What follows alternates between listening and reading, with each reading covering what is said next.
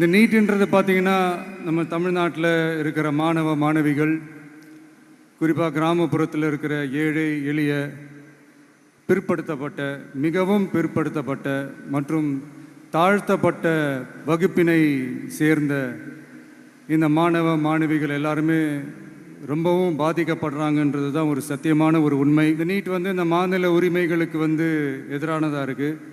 ரெண்டாவது பார்த்தீங்கன்னா, ஒரே நாடு, ஒரே பாடத்திட்டங்கள், ஒரே தேர்வு. இது பேசிக்காகவே அந்த கல்வி கற்கும் அந்த நோக்கத்திற்கே ஒரு எதிரான ஒரு விஷயமா நான் அதை பார்க்குறேன்.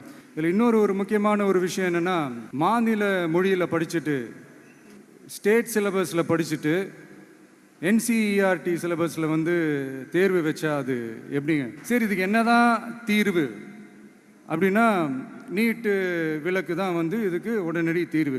நீட்டு ரத்து கோரி தமிழக சட்டமன்றம் கொண்டு வந்திருக்கிற அந்த தீர்மானத்தை நான் மனப்பூர்வமாக வரவேற்கிறேன்.